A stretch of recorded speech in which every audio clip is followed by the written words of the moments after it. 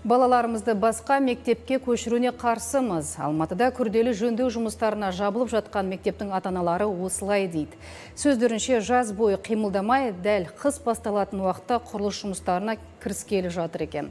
Әкімдік неге мұндай қадамға барды? Онсыз да оқушы орны жетпей жатқанда мыңнан астам бала қайда барып білім алады? Соңғы рет мұнда күрделі жөндеу жұмыстары сонау 90-шы жылдары жүргізілген екен. Яғни содан бері 30 жыл уақыт өтті. Ата-аналар білім ошағының жаңартылған қалайды. Бірақ оқу жылы басталып, қыстың көзі қарауда, оқушылардың басқа мектепте білім алуына қарсы.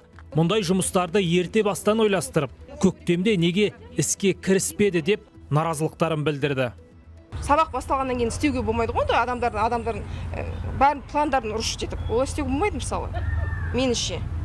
Орбита деген өте алыс біз үшін. Мысалы мен қазір жұмысқа шығам. Ол баланы кім алып кетеді, кім алып келеді, ол мәселе үлкен. Одан өзге ата-аналар оқушылар арасында буллинг бола ма деп қорқады. Бүтін бір мектепті көшіруге жапсарлас ғимарат салу себеп болыпты. Ал оны тұрғызу үшін жылыту құбырларын өшіру керек.